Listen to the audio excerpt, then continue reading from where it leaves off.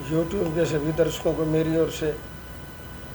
व हमारी पार्टी राष्ट्रीय जनहित विकास पार्टी की ओर से देश की प्यारी जनता के चरणों में कोटि कोटि नमन। और जिन महान शहीदों ने, क्रांतिकारियों ने देश की आज़ादी के लिए सर्वस्व अपना न्यौछावर कर दिया, उनके चरणों में जैसे महान क्रांतिकारी शहीद भगत सिंह जी, राजगुरु जी, सुखदेव जी,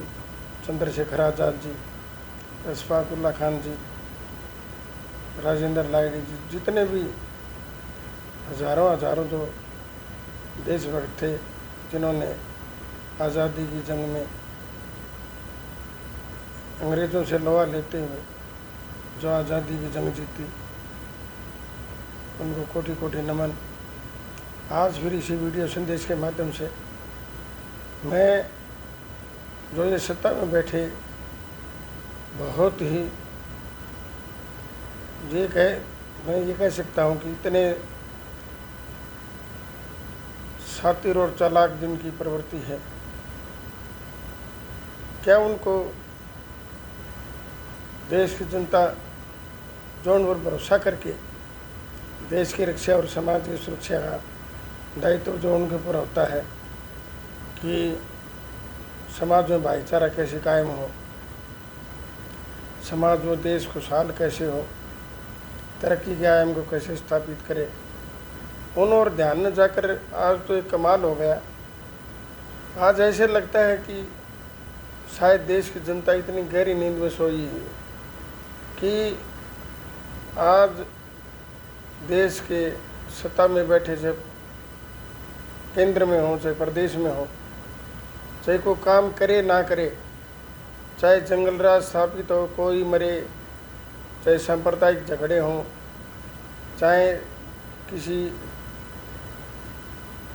दूर दराज के क्षेत्रों में या किसी प्रदेश में नारी की जो दुर्दशा है, उसका जो उसकी जो मान सम्मान को, गरिमा को इतनी ठेस पहुंचाई जा रही है। आज के इस दौर में शायद इससे बड़ा कोई दर्दनाक उदाहरण नहीं होगा कि आज प्रदेश में आप चारों तरफ देश में प्रदेशों में देखो कि जंगल राज का स्थापित होना और लोग अपने हकों व न्याय के लिए दर दर भटकना। शायद इन राजनेताओं ने भी ये भाप लिया कर धीरे धीरे इनकी जो क्रांति का बिगुल है या इनमें जो संघर्ष का जो मादा है, अगर इनको ख़त्म करना तो ऐसे मामलों को ऐसे ही निपटाते रहो, ऐसे ही लटकाते रहो, ये धीरे धीरे अपने आप शांत हो जाएंगे। ना इनको कोई हक देने की ज़रूरत, ना इनके लिए कुछ जीवन शैली में कैसे सुधार हो, इनको हक अधिकार कैसे मिले, क्योंकि आज राजनेताओं ने देख लिया कि बगैर काम करे जब ये देश की भोली भाली जनता उनको चुनकर भेज देती है, किसी को 4 बार, किसी को 5 बार, किसी को 3 बार। आज आप विकास के नाम पर देखो सड़कों का हाल, कानून का हाल, मिलावटखोरी चरम पर, भ्रष्टाचार चरम पर, और बड़े बड़े वायदे, देश को विश्व गुरु बनाने की होड़ 21वीं सदी में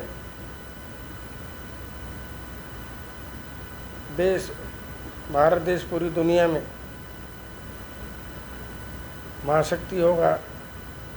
और विश्व गुरु बनेगा। इस प्रकार के जो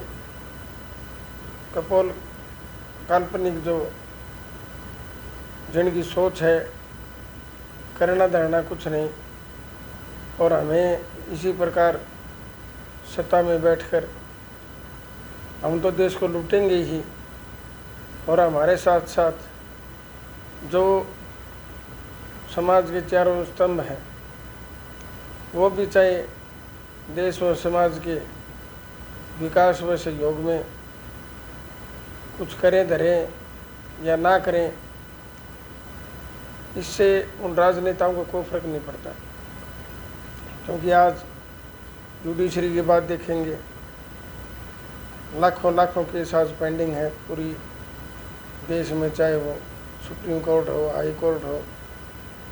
या सेशन कोर्ट हो या सिविल कोर्ट हो, जो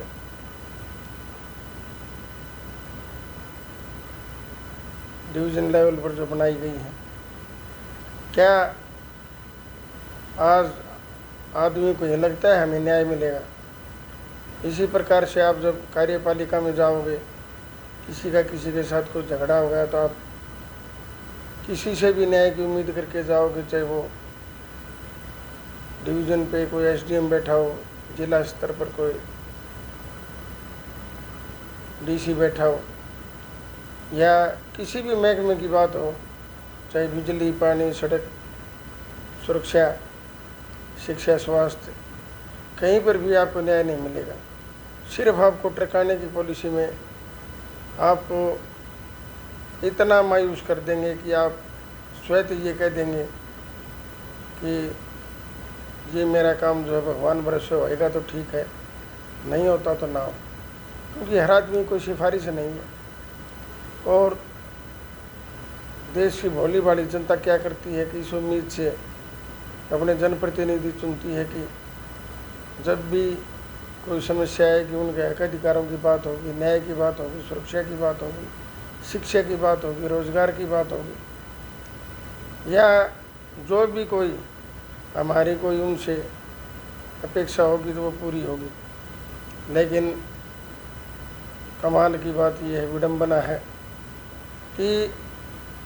आज पूरे देश में आप देखो, शायद भारत एक घोटालों का देश बनकर रह गया है। जो काले धन के ऊपर, घोटालों के ऊपर और सुरक्षा के ऊपर जो विफल रही वो सरकारें बदल गई, और जो दूसरी दुहाई दे दे कर ये कर रही थी कि इसके राज्य में ये अत्याचार, इसके राज्य में ये अत्याचार, ठीक इसी प्रकार आज आप पूरे देश में महकमा कोई हो, राजनेता कोई हो, विभाग कोई हो, अगर उसकी आप ईमानदारी से जांच करवाएंगे तो आपको जहाँ खोदोगे वहीं घोटाला मिलेगा, जिसकी भी जांच होगी वहीं घोटाला मिलेगा। आज लगभग पूरे देश में सभी प्राकृतिक संसाधन जो हैं, चाहे वो कोयला हो, मिट्टी हो, रेती हो,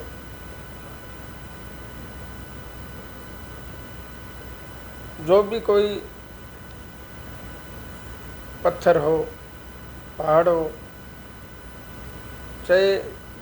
जो भी कोई प्राकृतिक संसाधन है, उस पर लगभग सत्ता के साथ जो जिनका चोली दामन का साथ है, ऐसे माफिया लोगों का कब्जा है। और चोर चोर मौसेरे भाई, यह कहावत इसी कड़ी में चरितार्थ होती हुई दिख रही है कि हम तो लूटेंगे ही, तुम भी लूटो सनम। चाहे वो कार्यपालिका में बैठे हैं, चाहे न्यायपालिका में है, चाहे विधायिका में, तो जो कानून बनाने वाले हैं, और शायद देश का मीडिया भी जिस मुद्दे को कोई उठाना चाहिए, जिस मुद्दे को उठाने से किसी समाज का और देश का भला हो सकता है, आज आपने देखा होगा कि एक देश में ध्यान भटकाने के लिए,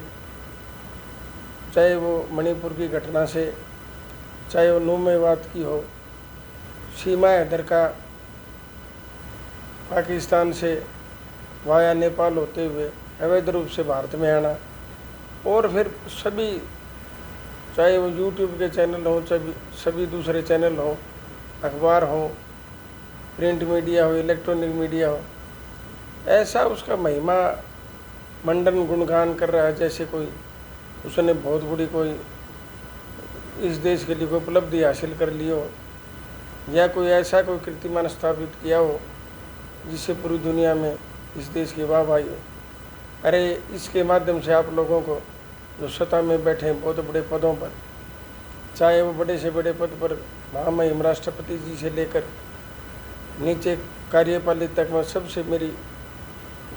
हाथ जोड़कर विनती है, मेरी गुहार है कि जो सुरक्षा का मामला है, आज एक सीमा अंदर आई है, फिर इसी प्रकार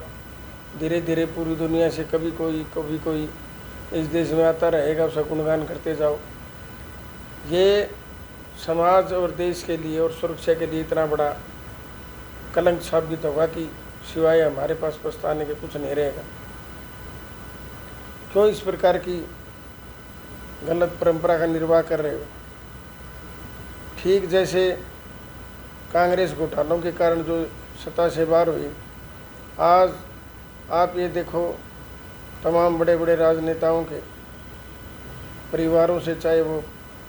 बीसीसीआई जो पूरी दुनिया के सबसे अमीर क्रिकेट कंट्रोल बोर्ड है, चाहे और जितने महकमे हैं, चाहे जितने भी खेलों के बड़े बड़े संस्थान हों, उनके प्रमुख पदों पर कोई ना कोई किसी न किसी प्रकार से सिफारिश के दम पर या सत्ता के दम पर उन पर काबिज है। उनका उस महकमे से कोई लेना देना नहीं। ठीक जैसे ये एक ब्रजभूषण सिंह का जो मामला था, तो किसी भी मामले में मेरा तो एक ही कहना है कि देश की जागरूक जनता से मेरा एक कोटि कोटि आह्वान है कि जिन भ्रष्टाचारियों ने, जिस रिश्वतखोरों ने और जिन चालबाजों ने और इतने शातिर जो राजनेता हैं जो सत्ता पाने के लिए वो सांप्रदायिक क्या ऐसा कुछ करवा देंगे जिससे हमारा मनोवैज्ञानिक ये सोचने मजबूर हो जाएंगे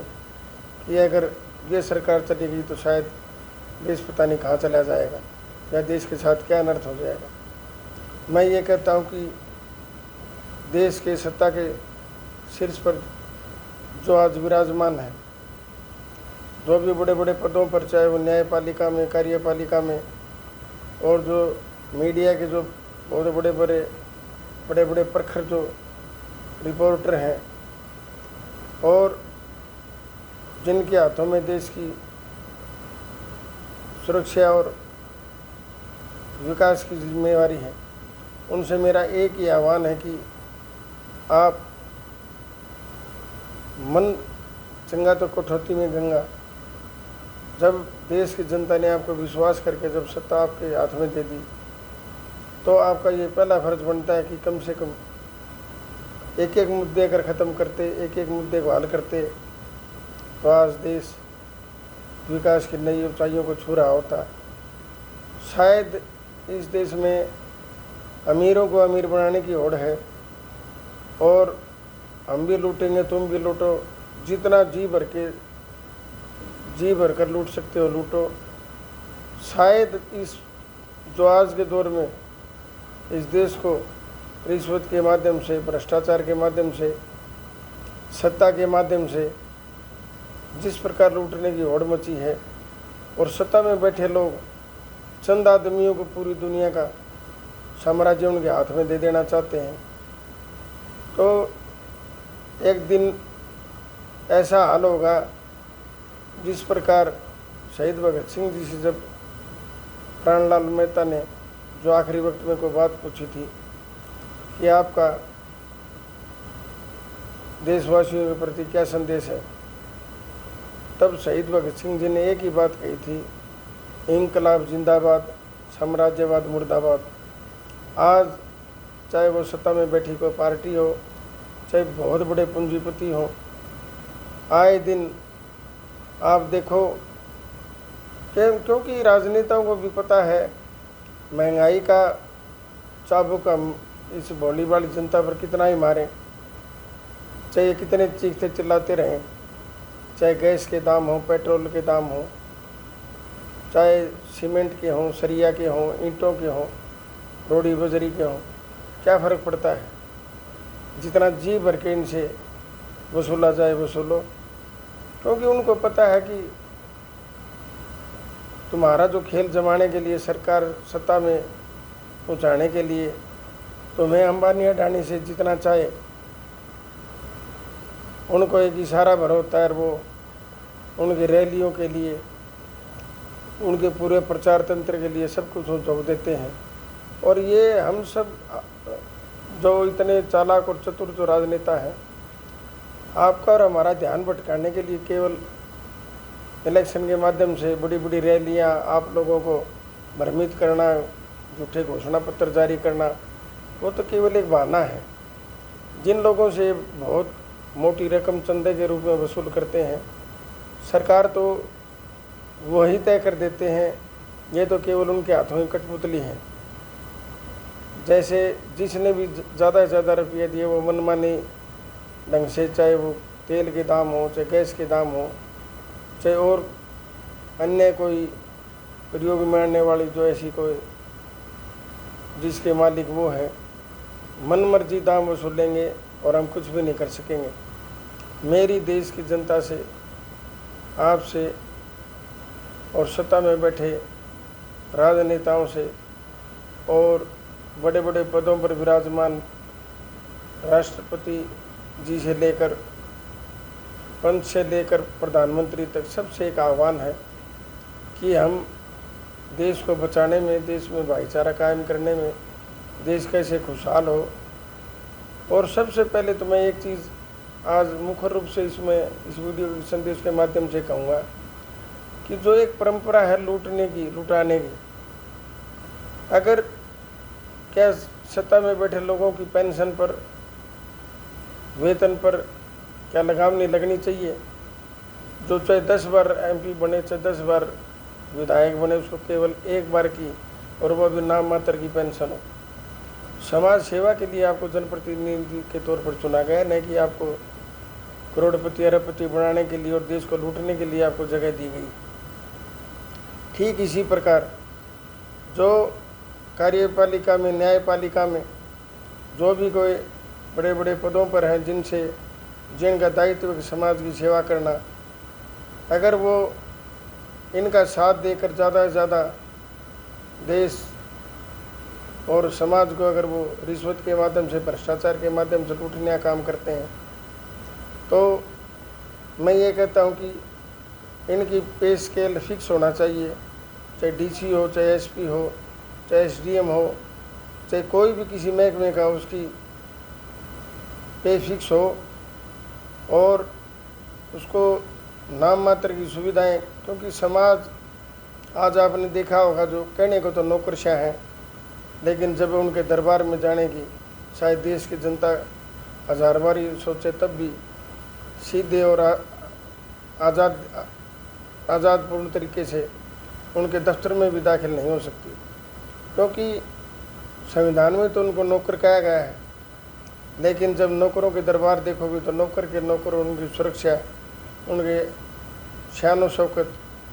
क्यों वो बरकरार रखना चाहते हैं? क्योंकि वो समाज व देश की जनता भोली भाली है, उसको ऐसे भरम जाल में डरा कर रखते हैं कि अगर तुमने औकात से ज़्यादा कोई बात की तो हम आपका ये बिगाड़ देंगे। मैं SDM हूँ, मैं DC हूँ, मैं SP हूँ, मैं फला हूँ। और देश की जनता बेचारी अपने हक की आवाज़ को भूल के केवल और केवल उनके सामने हाथ जोड़ के गिड़गिड़ाने सिवाय और कुछ करने का मजबूर नहीं। चाहे देश में भ्रष्टाचार कितना ही हो, मिलावटखोर कितने हो,